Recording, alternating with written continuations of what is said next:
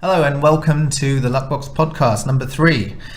And today I've got Lee Hills, who's our license guy. That's what I call you. Yep, Director of Licensing and Regulatory Affairs. Okay, could you give us...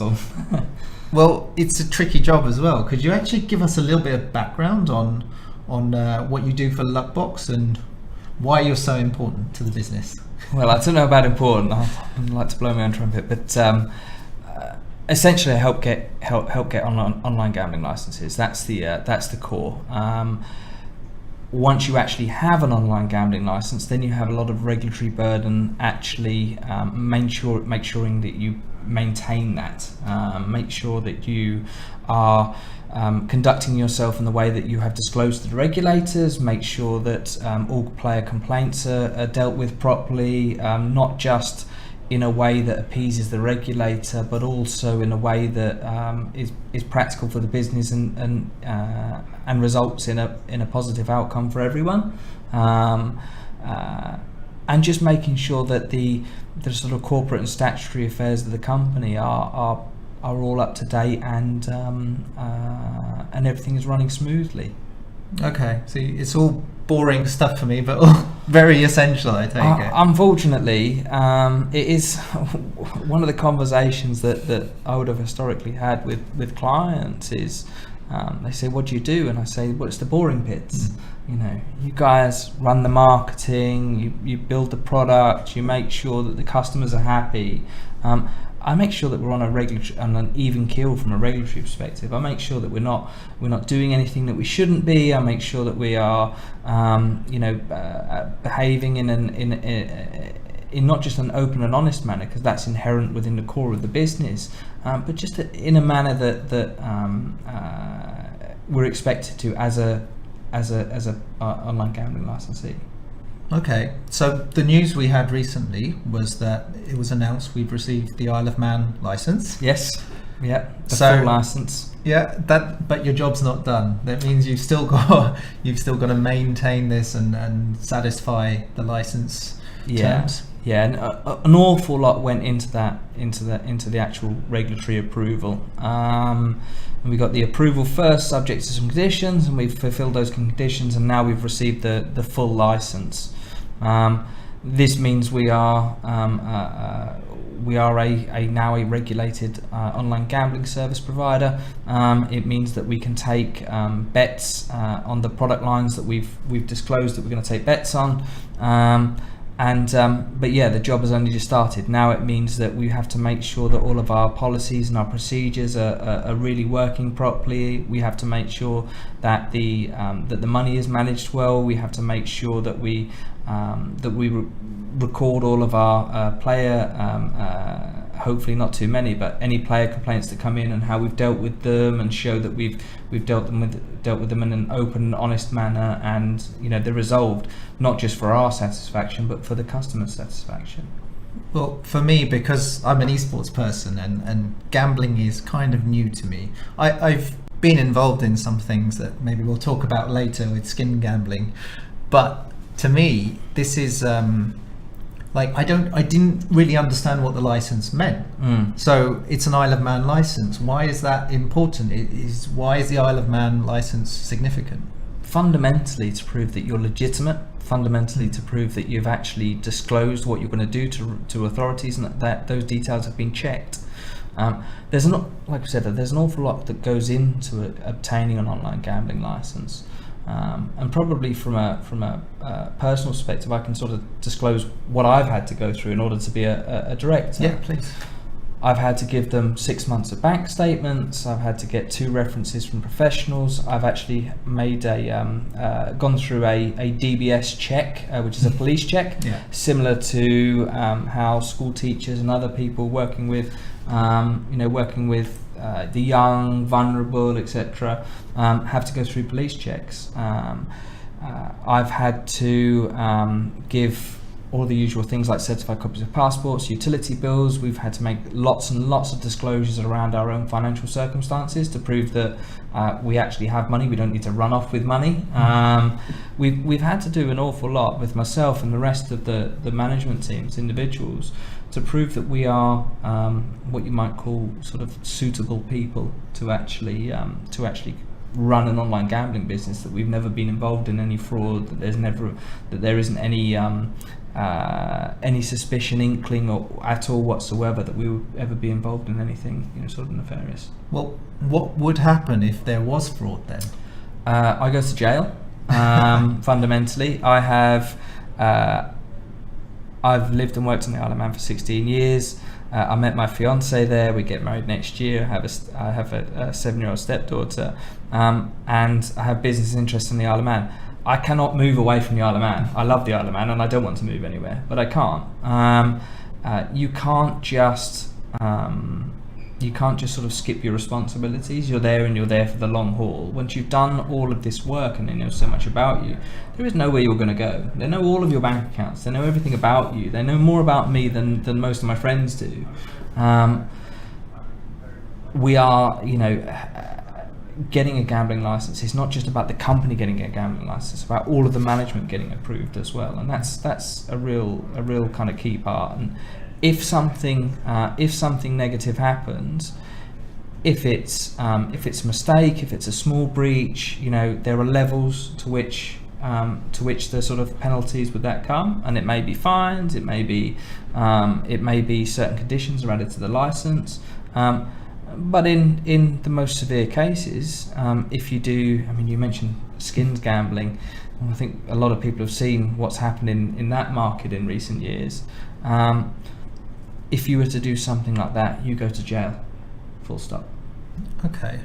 Well, we'll come back to that. I kind of want to understand more about the license, because particularly for me, you say Isle of Man license. Why Isle of Man license? Does that mean you can gamble in other countries? Obviously, we've spoken about this before, and I understand it's actually significant in terms of where you can operate online. But what does it mean to have an Isle of Man license?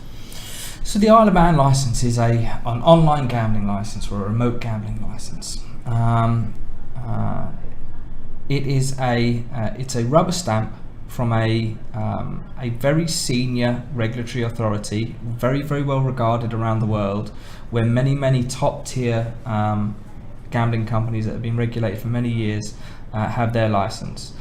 It rubber stamps our systems and procedures. It says that we as individuals have all been checked and found to be squeaky clean. It says that our policies and procedures towards how we act and behave with players and with their money has all been checked and verified. It says that our financial forecasts have even been verified by a top 4 accounting practice. It says that our terms, conditions, and our privacy policy, and all of the other things that go in terms of legal documentation, has all been checked. Everything has been checked and found to be above board. There are no sort of hidden things in the background, both as individuals, as a company, or how we're going to behave. What it doesn't do is make a commercial decision as to where you go and target.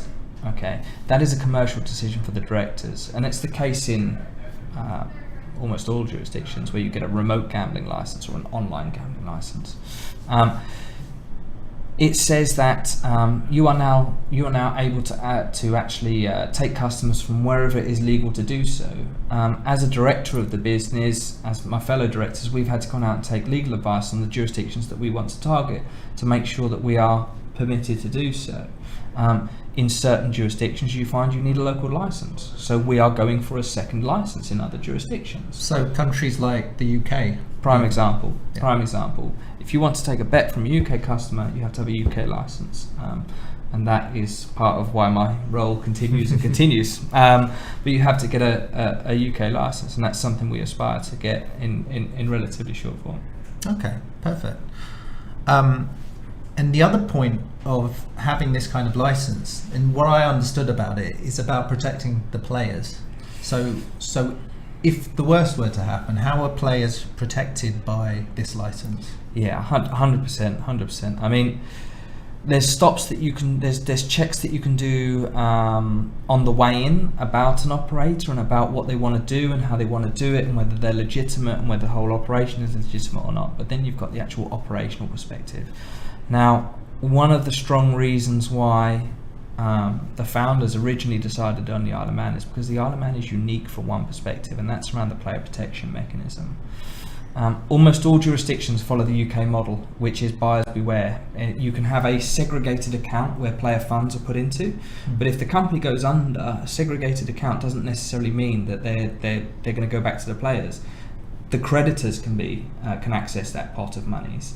So that money could actually just get sucked up into the hosting facility and the lawyers and the other professional providers who provide services to these companies.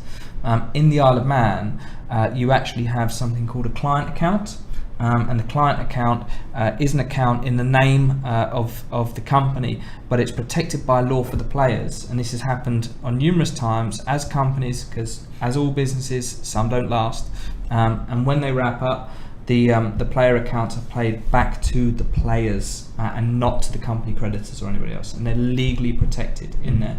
And there's other mechanisms that we've actually done some world firsts on, where we've introduced mechanisms for cryptocurrencies and for skins and for other non-fiat assets that the company has and may hold on behalf of the player. Again, very, very important that the Isle of Man is unique in its proposition in this sense, is that it's not if you would like to have something that protects the players, we'd be more than happy for you to, but ultimately we just want to make sure that you're running well financially. In the Isle of Man, they say, yes, we want to see you running well financially, but more important, protect your players 100% all times. And there's no middle ground with that, there's no grey area, it's just that is the requirement, you have to do that. And it's probably the biggest USP of the Isle of Man, but it's also the biggest selling point for a lot of operators, especially ones in spaces like eSports, where good companies are trying to take it out of the darkness into the light and into the proper space where people are protected and they can trust people and they can trust brands.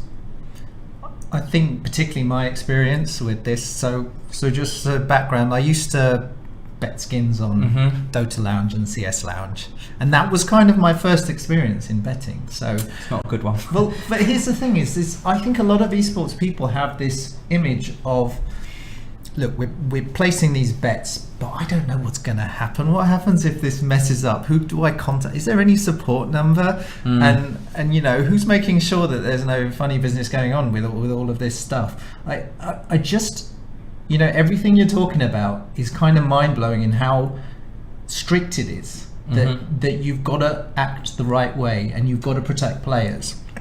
So, it's interesting because you say, who do I call? Well, one of the things that took up so much of my time during the license application was all around the physical and digital process of how you handle players. So a player comes on, they might entitle their email to you as complaint, and really they've just lost their password. Well, that's not really a complaint, right? But you've got to still treat everything in the same way. You've got to still treat it the way that it's respected from the customer's perspective. You've got to make sure that there's a happy outcome from everybody, right? And some of that really revolves around the customer should be able to come onto your site, and generally most sites from an Isle of Man perspective, you'll probably scroll down to the bottom and you'll see a lot of different things. Somewhere on there you'll be able to find any of the information you want, information about responsible gambling, about the terms and conditions, about privacy policies, etc. But importantly, you'll be able to find information about exactly how do you contact them, what do you do, what is your recourse. And ultimately, you'll see that Isle of Man badge on there, that Isle of Man government badge, and you'll be able to go to the GSC, and if we haven't resolved it properly for the player, and they don't feel that we've resolved it to their satisfaction, they have the recourse of going directly to the regulator. Obviously, it's in our interest. We want to make sure that it doesn't happen, so we're always trying to make sure our players are happy and comfortable and just enjoying the experience. Okay, great. And I think the other thing we talked about was, say, the management team of Luckbox. And because we've got people with a background in gaming, does that make a difference? Hugely. And when I say gaming, by the way, I mean gambling. Gambling, of course, yes, yeah. It makes an enormous difference. you can't run an online gambling business without having online gambling people in it. That's just, it would just be bizarre to do that. Yes, in Luckbox's case, a very heavy focus on a specific sector, but you couldn't run any business without industry professionals from that sector, because we need to understand what the regulatory burdens are. We wouldn't expect random eSports people off the street to understand what those burdens are, and I guess a lot of what some of these podcasts can be about is about some of that education to say, actually, this is legitimate, this is how it works, this is how it happens. There's absolutely no problems with educating the customer from that perspective. The traditional gambling industry has been doing it for many, many years. Any customer who wants to ask about how does this actually work, the gambling industry will tell them as for as long as they want to listen, because they are protected. They're in a safe environment, and it's important for them to feel that and know that and be comfortable, because without knowing you're in a safe environment, how would you be able to enjoy betting to enhance your general experience of whatever sport you're doing, whether it be an e-sport, whether it be horse racing or whatever? It needs to be an enhancement to that and an enjoyment. Okay, perfect. So the other part of this equation really is that Luckbox is also a crypto company. Mm-hmm. Did that make it more complicated? Yes. The short answer is yes. Simple answer, yes. Crypto betting is pretty new. Not many people have gone and got licenses for it. Certainly not in top tier gaming jurisdictions where you're so thoroughly vetted. You have to consider how you're going to protect cryptocurrencies versus a fiat. Fiat you put into a bank account designated and under a particular piece of legislation that says it is player monies and not the company's monies. Crypto's a bit different. It's housed in wallets. It's somewhat more fluid than fiat. But it is still money. It still has value. It's certainly from an Isle of Man perspective, it's money or money's worth. Yeah. So we're not loosening anything up by making it crypto. It's actually just as it's just the same procedures. We just have to create new mechanisms, new ways of protecting the monies, and there are lots of different ways you can do that. You can do that by insurance bonds. You can do that under particular corporate structures and vehicles that make sure that it's not company assets. You can do it. Obviously by the traditional bank account, and having a client account and putting your own funds in there to match it. There's different ways that you can do it, and you need the right mix or the right dedicated resource to do that. But there can be no compromise. That's the fundamental basics of it. There can be no compromise. If you have $10 million in Ether and $10 million in pound sterling, or the currencies, but pound sterling, you have a 20 million liability. If Ether fluctuates up 3 times over a day, you have to cover that amount. It's not just the deposit amount at the day it was. So you have to be very, very careful and think about these things incredibly carefully. And ultimately, we've had to go and demonstrate that to one of the world's most credible regulators, if not the most credible regulator. I would say that living in the island. But yeah, so we've had to go and demonstrate that and factually show how we are protecting all client funds at all time. Okay. I mean, it was kind of news to me when we were talking about taking certain bets. Is you have to have the money in your account to pay if that person wins. So if someone has a huge bet and there's potentially a huge win for them, we have to have the money there to pay that out. In essence, I mean, you have to cover off all your player deposits and your liabilities towards those players. If you're looking at a £1 million jackpot on a particular game type, for example, that you're backing, but the odds are that you're probably not going to pay it out for about 3 years, and they will have gambled 6 or 7 million in that time. That's great in theory, but what happens? Because if it's a truly random number generator, if it's truly random, then there is a version of reality that the very first person who comes on and makes a bet on that game type wins it immediately. How are you going to pay that bet? And in massive jackpots, people tend to use insurance because insurance will cover it, because they'll look at the odds, etc., and they'll understand it. But again, there is no kind of getting around it. There is no easy way out. It's you have to pay your players in all circumstances. What you owe, you pay. Yeah. So Lee, I wanted to ask you, what do you think of esports betting in general? Because this is a new thing. We haven't really seen legitimate companies come into this space. This is kind of a first. Yeah, I mean, it's immature. Yeah. That's where it is at the moment.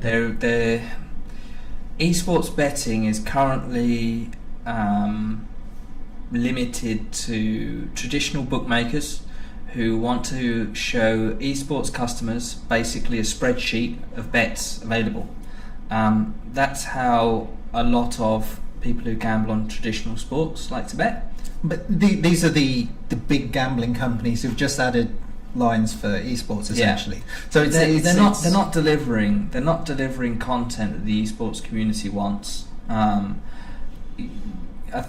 I've mentioned before, gambling, when it's done right, is an enhancement of an already enjoyed thing.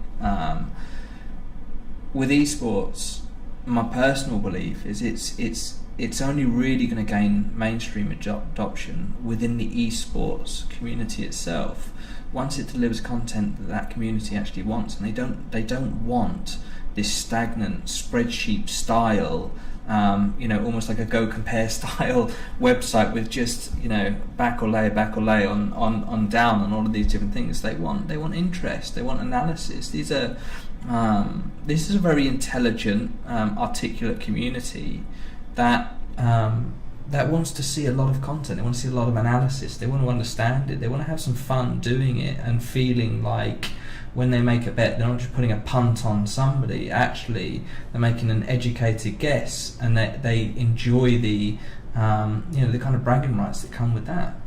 Yeah, a lot of us are fanatics when it comes to esports. We follow the teams and the players. We know exactly who's going to be playing, what their strengths and weaknesses are. So, for me, I really enjoyed getting involved in it in the past, but I think it's a new beast, and I think it's going to be interesting to see the growth of esports gambling. And this is why I joined the company, is because I thought, look, if it's going to be done... Yeah, I mean, fundamentally, the growth is there. It's already growing day by day, week by week, just as esports is growing in itself. The actual betting element of that will grow symbiotically, I believe. If you're looking at betting lines in general, you've got a bunch of traditional ones which are receding, and then you've got some others which are sort of stably growing as certain markets open up and countries open up. With esports is a pretty huge, relatively untapped market, with only a few credible, genuine esports brands actually looking to do something, not just for the profit side. Of course, all companies do stuff for the profit side, but not just for that side, but also just because it's interesting and it's cool, and it's going to be something that the demand is starting to be there. So why not be the ones doing it and doing it well? Perfect. Well, thanks for joining us, Lee. And that's it for podcast number 3. Hope to see you again soon. Take care.